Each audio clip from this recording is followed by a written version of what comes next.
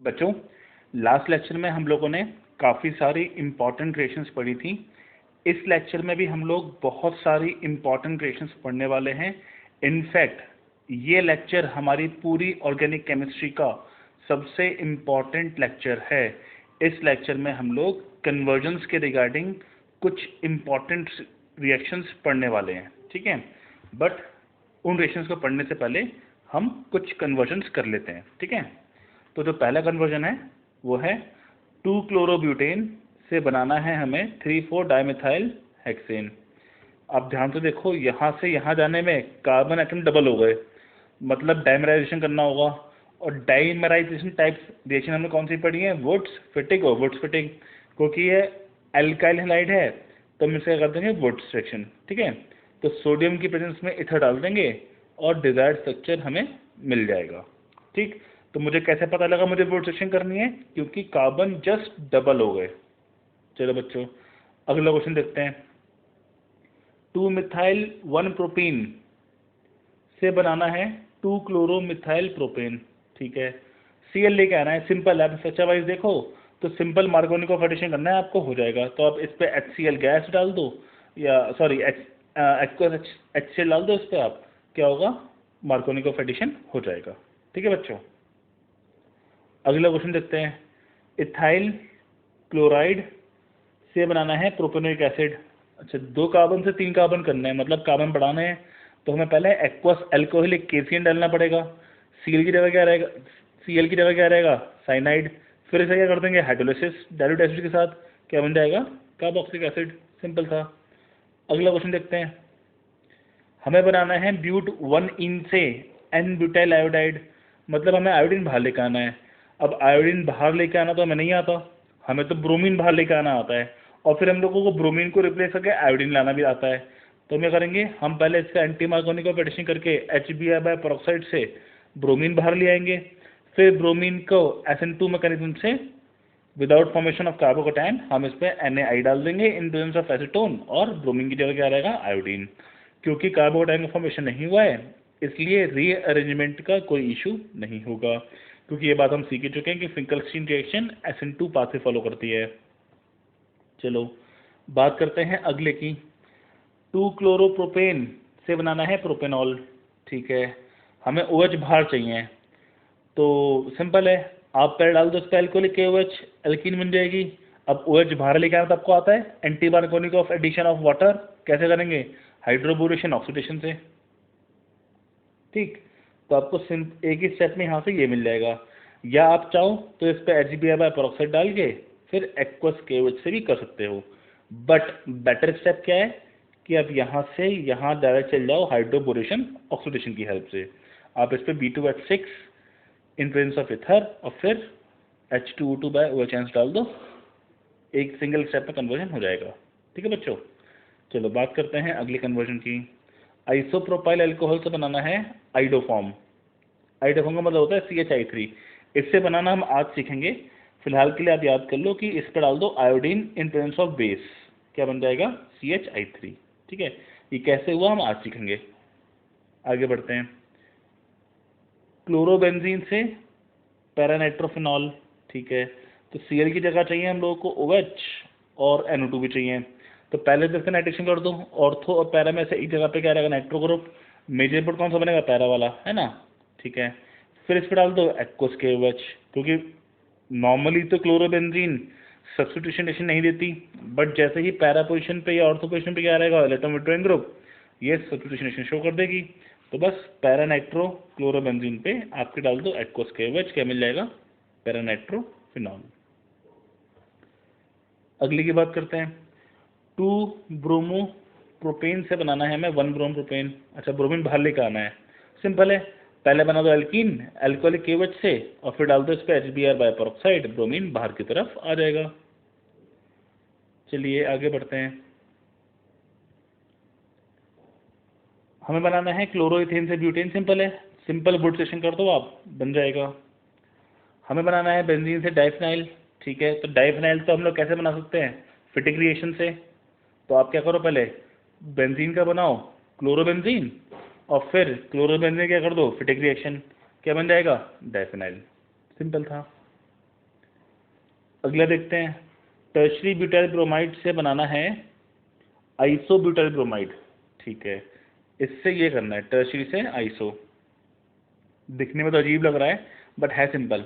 आप पहले क्या डालो इस पर एल्कोहलिक KOH, एल्कीन बनेगी, फिर HBr/पेरोक्साइड, ये बन जाएगा। ठीक है, सिंपल एंटी मार्कोनिक ऑक्सीडेशन करना है, हो जाएगा। लास्ट कन्वर्जन देखते हैं, एनिलीन पे का बनाना है फिनाइल आइसोसाइनाइड। ठीक है, इस रिएक्शन को भी हम लोग आज पढ़ेंगे।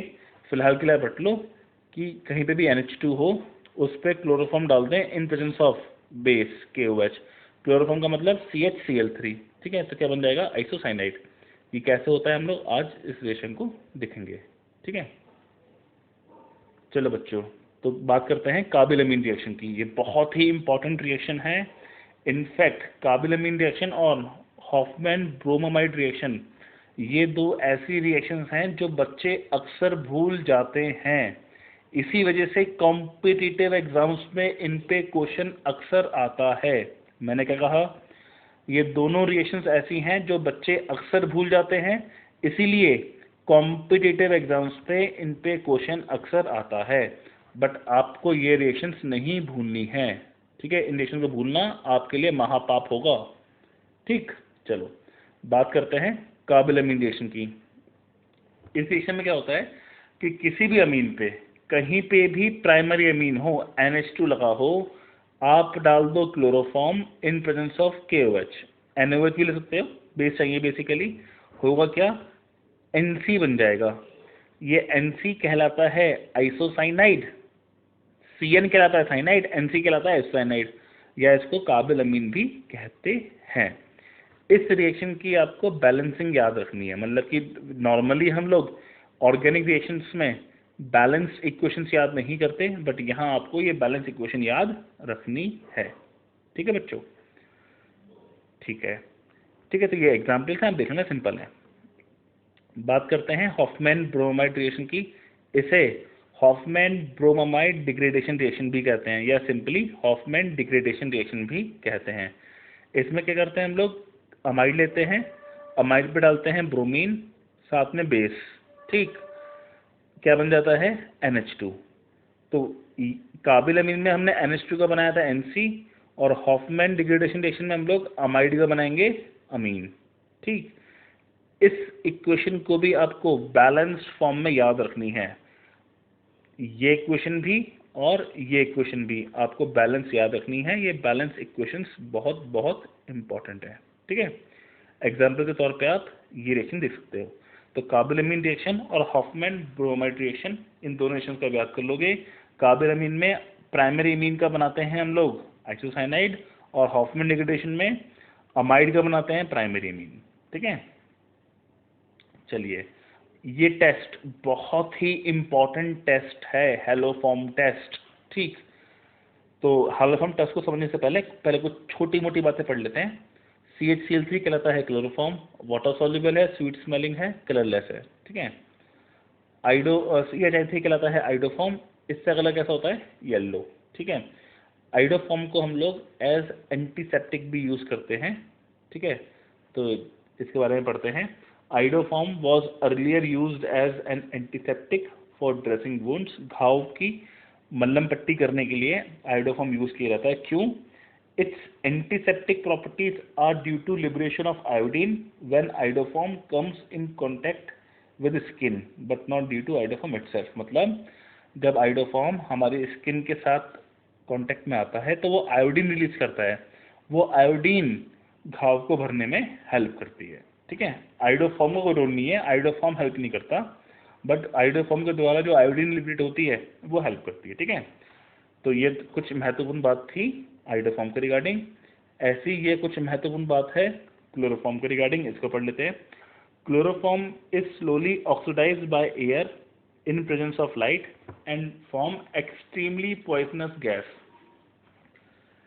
क्लोरोफॉर्म जो है वो हवा में लाइट की वजह से ऑक्सीडाइज होकर COCl2 बनाता है, जो कहलाती है फॉस्जीन।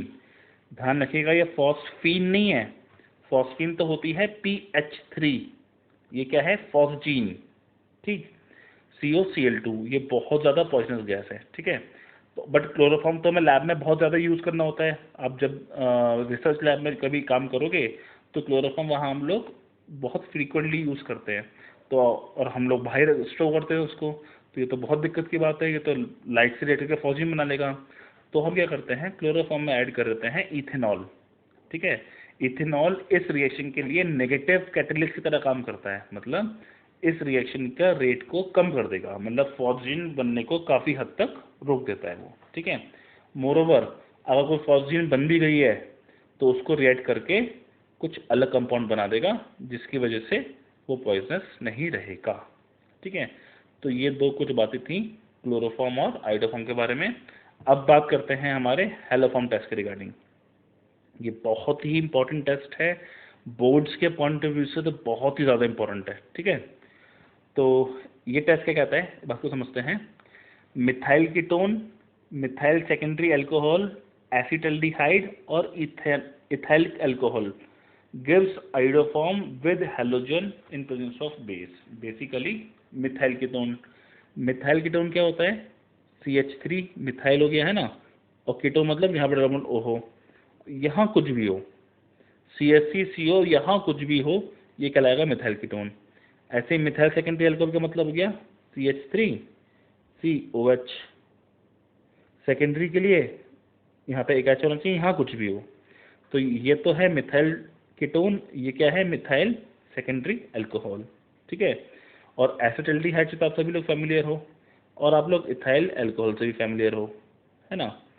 इथाइल अल्कोहल ये होता है CH3CH2OH, और एसिटल्डिहाइड ये होता है CH3COCH3। तो बेसिकली इन चारों ही कंपाउंड में स्टार्टिंग में क्या है, एक मिथाइल ग्रुप। ठीक है, तो होता क्या है, इन चारों में से किसी भी कंपाउंड पे आयोडीन डाल दें इन प्रेजेंस ऑफ बेस, तो ये जो CH3 ग्रुप था ये ब्रेक हो जाता है यहाँ से, और इतना पार्ट कन्वर्ट हो जाता है CH, Cl3 अगर Cl2 लिए तो, और आयोडीन लिए तो CHI3, और क्योंकि वो कलर्ड कंपाउंड है तो इसलिए ये क्या देंगे हमारे कलर्ड कंपाउंड। अर्थात methyl ketone, methyl secondary alcohol, acetaldehyde और इथेनॉल को हम लोग बाकी सारे कंपाउंड से डिस्टिंग्विश कर सकते हैं, क्योंकि ये चार कंपाउंड्स हमें क्या प्रोड्यूस करेंगे, आयोडोफॉर्म, और बाकी कंपाउंड्स नहीं करेंगे। तो एग्जाम में कभी भी क्वेश्चन आए डिस्टिंग्विश टेस्ट में, जिसमें से एक कंपाउंड इन चारों में से कोई एक हो और दूसरा कुछ और हो, ठीक है, तो आप इन दोनों को डिस्टिंग्विश कर पाओगे। ठीक है बच्चों, चलिए, तो ये बहुत इंपॉर्टेंट रिएक्शन थी, आपको याद रखना है, ये चार कंपाउंड ही क्या देंगे हमारे आइडोफॉर्म टेस्ट। ठीक, एग्जाम्पल के तौर पे ये कुछ रिएक्शंस हैं, आप लोग देख लीजिएगा। चलिए बात करते हैं क्वेश्चंस की, फिर से कुछ कन्वर्जन्स करते हैं। ऑर्गेनिक में देखिए हमें यही करना है, रिएक्शंस याद करनी है, फिर कन्वर्जन्स करने हैं। ठीक है, आपके मन में सवाल आ रहा होगा कि मैं आपको मैकेनिज्म्स नहीं बता रहा हूँ, मतलब कि मैं सिर्फ आपको कह रहा हूँ कि आप रिएक्शन याद करो और आप क्वेश्चंस करो। देखो ऑर्गेनिक पढ़ने का ये बेस्ट तरीका है। ठीक है, मुझे लगभग 10 साल हो गए पढ़ाते हुए, मैंने इन 10 साल में यही एक्सपीरियंस करा है कि ऑर्गेनिक को अगर ऐसे सिखाया जाए कि पहले रिएक्शंस याद कराई जाए, खूब सारे क्वेश्चंस कराए जाएं, और जब आप लोग सारे रिएक्शंस याद कर लो उसके बाद आपको अगर मैकेनिज्म सिखाए जाएं तो आप लोग ज़्यादा अच्छे से सीखोगे। ठीक है, तो आपको क्या करना है, जैसे मैं कह रहा हूँ बस मुझे एज इट इज़ फॉलो करना है। ठीक है, चलो क्वेश्चन की बात करते हैं। How will you bring about the following convergence. ठीक है, कन्वर्जन्स करने हैं। पहला है इथेनॉल से ब्यूट 1 ठीक, ब्यूट 1 ठीक है, ये बनाना है हम लोग को। तो सिंपल है, पहले हम लोग क्या करेंगे, इस पे Cl ले आएंगे, फिर Na/Eth डाल के डबल कर लेंगे कार्बन, क्योंकि कार्बन तो हमें डबल करने थे, है ना। फिर ब्यूटेन Na लेके आना है, तो Br2 लाइट डाला है, कंट्रोल्ड मतलब हाईएस्ट डिग्री वाले कार्बन पे क्या रहेगा, ब्रोमीन। ठीक है, फिर एल्कोहलिक की वजह से क्या बनेगी, एल्कीन। फिर ब्रोमीन बाय CCl4 दोनों जगह ब्रोमीन, फिर एल्कोहलिक KOH और NaNH2 उसके साथ ब्यूटाइन। फिर इस पे NaNH2 पे पैराफिन वैक्स डालने से ये अल्काइन क्या रहेगी हमारी, आइसोमराइज। ये बात आपको पता होना चाहिए कि 2 आइन और 1 आइन आपस में इंटरकन्वर्टेबल होते हैं डिपेंडिंग अपॉन हमने बेस कौन सा यूज करा। ठीक है, तो NaNH2 के प्रेजेंस में 2 आइन 1 आइन में कन्वर्ट हो जाता है। ठीक, चलिए आगे बढ़ते हैं। अगला कन्वर्जन है इथेन से ब्रोमोइथेन, सिंपल है, ब्रोमीन वाला डाल देंगे कंट्रोल बन जाएगा। अगला प्रोपीन से 1 नाइट्रोप्रोपेन, ठीक है, हमें नाइट्रो ग्रुप चाहिए। तो पहले तो आप इस पर HBr पेरोक्साइड डाल के बाहर ब्रोमीन ले आओ, फिर इस पर डाल दो AgNO2, है ना, क्योंकि AgNO2 डालने से क्या आता है NO2 और KNO2 डालने से क्या आता है ONO। तो हमें क्या चाहिए नाइट्रो, हमें चाहिए NO2, बन के डाल देंगे इस पर AgNO2, सिंपल था। अगली रिएक्शन देखते हैं, टोल्विन टू बेंजाइल अल्कोहल, ठीक है। तो हमें यहाँ पे जो CH3 है OH चाहिए, सिंपल है, पहले यहाँ पे Cl ले आओ, SO2Cl2 से एलाइलिक हैलोजिनेशन करके फिर एक्वस केओल डाल के यहाँ पे Cl ले आओ, सिंपल था कितना, है ना। चलिए प्रोपीन टू प्रोपाइन, ठीक, तो पहले क्या डाल दो आप ब्रोमीन बाय CCl4, तो दोनों जगह ब्रोमीन आ जाएगी, फिर फिर एल्कोहलिक KOH डाल के बाद में डाल देना NNH2, क्या बन जाएगा प्रोपाइन, सिंपल था। अगला देखते हैं, इथेनॉल से बनाना है इथाइल फ्लोराइड, ठीक है, फ्लोरीन लेके आना है। तो फ्लोरीन तो हम डायरेक्ट करते नहीं है, हम तो स्वाट स्टेशन यूज़ करते हैं। तो पहले क्या बना लेंगे इसका Cl और फिर इस पे AgF डाल के स्वाट स्टेशन की हेल्प से हम लोग क्या बना लेंगे फ्लोराइड। इसकी बात करते हैं, ब्रोमोमीथेन से बनाना है प्रोपेनॉन, ठीक। तो इस रिएक्शन के लिए हमें गिरनाट की हेल्प लेनी पड़ेगी। तो गिरनाट हमने ऑल दो पढ़ा नहीं है अभी, बट आप देख लो, आज हम सीखेंगे तो आप कर लोगे आराम से, ठीक है। इस पर डालो पहले KCN, CN आ जाएगा बाहर, ठीक है। फिर इस पर डाल दो CH3MgX, ये बन जाएगा, इसके हाइड्रोलिसिस से ये बन जाएगा, ठीक है। तो ये जो स्टेप है ये हम आज सीखेंगे, आप इसकी टेंशन मत लेना। इस स्टेप के अलावा बाकी सब आपको करना आता है, ठीक। तो इस रिएक्शन को हम लोग आज गिरनाट की रिएक्शंस पढ़ने के बाद कर लेंगे आराम से।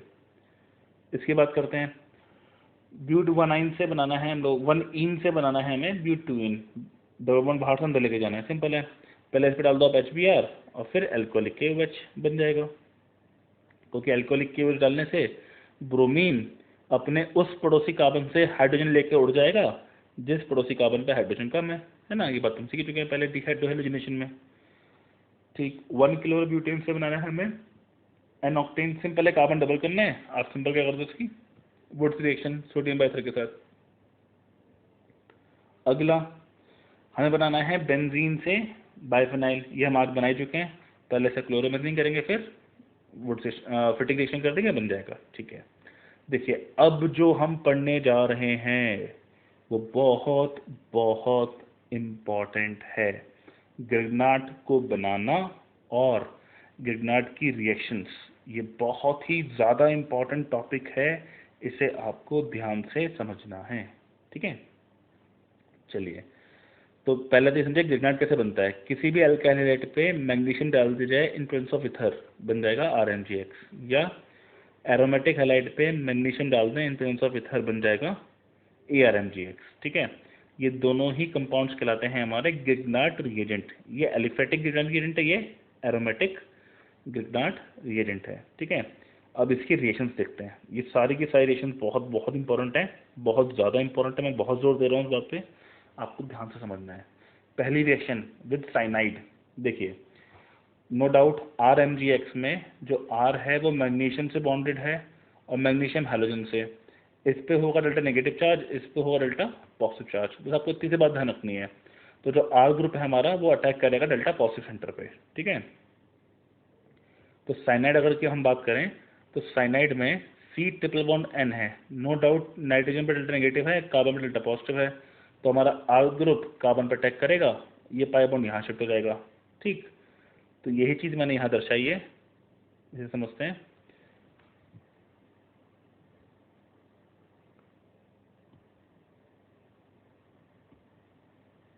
होगा क्या, R ग्रुप हमारा कार्बन पे अटैक करेगा, ठीक, नाइट्रोजन पे पाई बॉन्ड शिफ्ट होकर आएगा, ठीक है। तो नाइट्रोजन नेगेटिव आएगा तो ये पॉजिटिव पार्ट नाइट्रोजन पे आके लग जाएगा और यहाँ पे R आके लग जाएगा, ठीक है। अब क्योंकि एक कार्बन पे एक एटम पे दो नेगेटिव स्टेबल तो होंगे नहीं, है ना, तो इसलिए दूसरा अटैक नहीं होगा इस मॉलिक्यूल पे, दोबारा RMgX अटैक नहीं करेगा, एक बार ही अटैक होगा। फिर जब इसका माइनस कर देंगे तो यहाँ से पोलर बॉन्ड टूट जाएंगे, कार्बन पे 2 OH आएंगे और एक कार्बन पे 2 OH स्टेबल नहीं होते, तो पानी बन के निकल जाएगा और क्या बन जाएगा हमारा डबल बॉन्ड O, ठीक। तो बेसिकली हम साइनाइड से एल्डिहाइड बना सकते हैं, ठीक है। सॉरी, साइनाइड से यहाँ पे R ग्रुप तो लगा ही होगा पहले से कोई, तो वो तो है ही, तो हम साइनेट से क्या बना लेंगे, कीटोन। ठीक है, तो किसी भी साइनेट पे ग्रिग्नार्ड की रिएक्शन कराने से क्या बनता है, कीटोन। ठीक, अगली रिएक्शन समझते हैं, रिएक्शन विद कार्बोनिल कंपाउंड।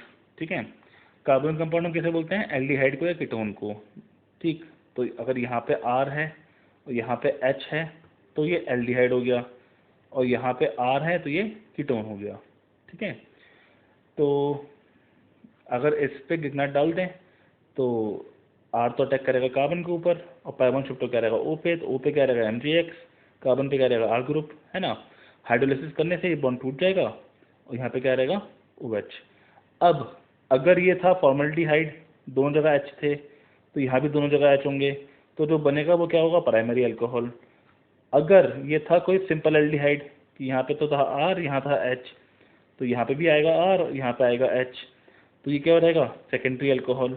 और अगर ये था कीटोन, यहाँ पे भी R था, यहाँ पे भी R था, तो यहाँ पे भी R होगा, यहाँ पे भी R होगा, तो ये क्या बनेगा, टर्शरी अल्कोहल। तो एल्डिहाइड पे या कीटोन्स पे ग्रिग्नार्ड की रिएक्शन से अल्कोहल बनता है, बट फॉर्मल्डिहाइड से बनता है प्राइमरी अल्कोहल, अदर एल्डिहाइड से बनते हैं सेकेंडरी अल्कोहल, और कीटोन से बनते हैं टर्शरी अल्कोहल। आपको ये बात याद रखनी है। अगली रिएक्शन, ग्रिग्नार्ड की विद CO2, R अटैक करेगा कार्बन पे, पाई बॉन्ड शिफ्ट होगा ऑक्सीजन पे, है ना। ठीक है, फिर हाइड्रोलिसिस करने पे क्या बन जाएगा, हम लोगों को क्या मिल जाएगा, कार्बोक्सिलिक एसिड। तो आपको याद रखना है कि आपको CO2 पे ग्रिग्नार्ड की रिएक्शन से क्या मिलता है, कार्बोक्सिलिक एसिड।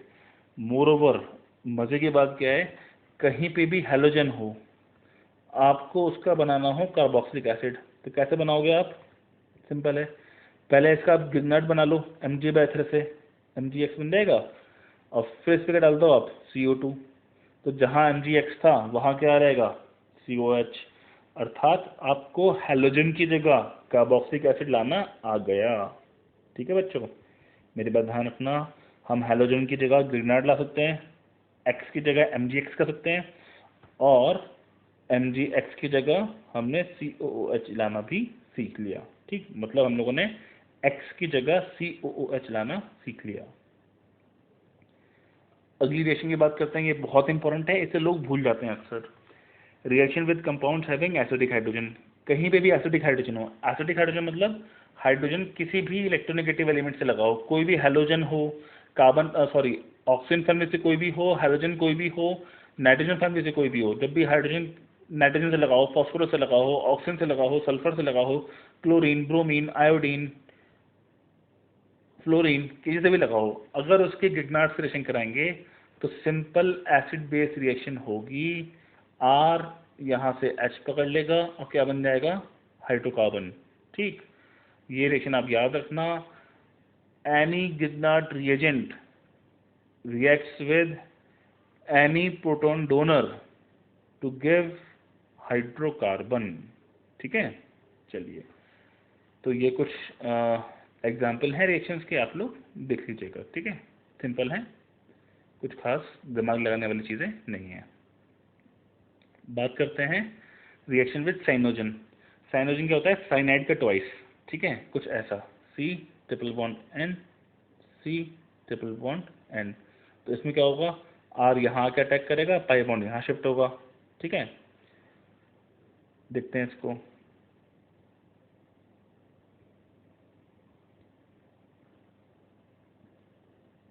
ग्रिग्नार्ड ने रिएक्शन करी साइनोजन के साथ, तो पहले तो क्या बनेगा, RCN। देखिए एक सिंपल सा रूल है केमिस्ट्री का, हमारी ऑर्गेनिक केमिस्ट्री का, A और B दो एटम्स हैं। ठीक है, अगर इस पे नेगेटिव चार्ज है और इस पे लीविंग ग्रुप है, तो हमेशा क्या होगा,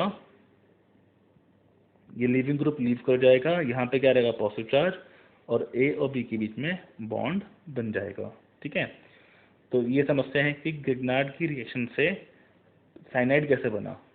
ठीक, बात को समझिएगा, C∠N है, C∠N है, साइनाइड एक लीविंग ग्रुप है, जैसे मैंने इस पे R इन्विजिलेशन कराई तो R यहाँ आया और N पे क्या आ गया, नेगेटिव चार्ज, है ना, ये चीज़ बन गई। ठीक, अब ये नेगेटिव अटैक करके यहाँ आएगा और ये लिविंग ग्रुप लीव कर जाएगा। तो बेसिकली होगा क्या, ये चीज़ तो हट जाएगी हाँ मॉलिक्यूल में से,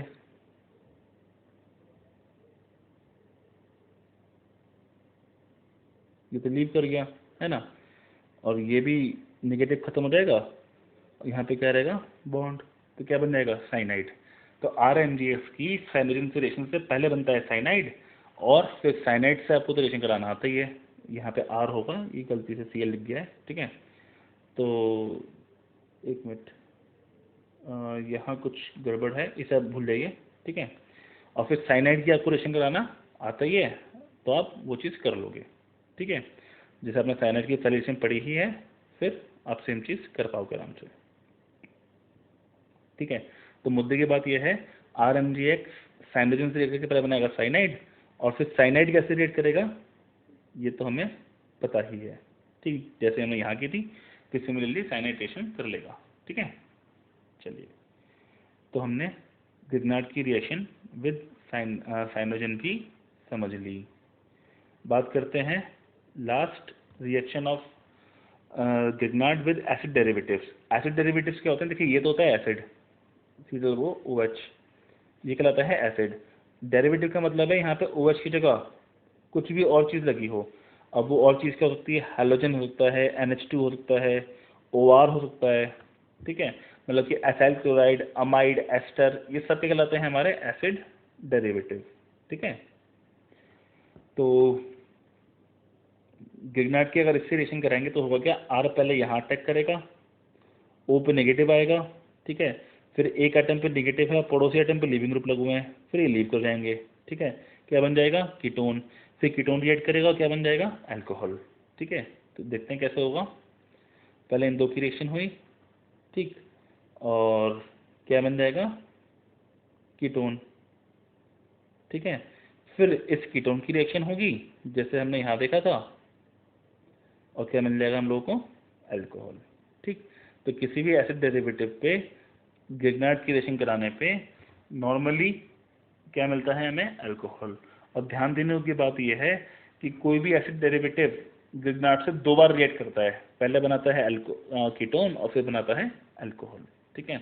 तो ये सारी reactions, carbylamine reaction, Hofmann bromide degradation reaction, haloform test और ग्रिग्नार्ड, ये बहुत बहुत इंपॉर्टेंट थे। इसीलिए मैंने कहा था कि आज का लेक्चर हमारा ऑर्गेनिक केमिस्ट्री का मोस्ट इंपॉर्टेंट लेक्चर है, ठीक है।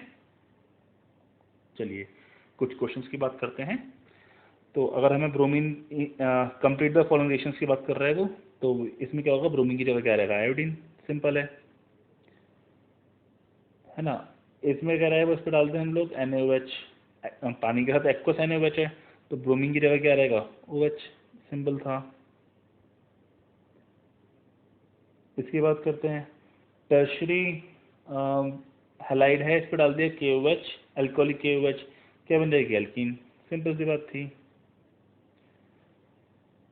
इस पर डाल दिया एक्वस अल्कोहलिक KCN, तो ब्रोमीन की जगह रहेगा साइनाइड, बहुत सिंपल था।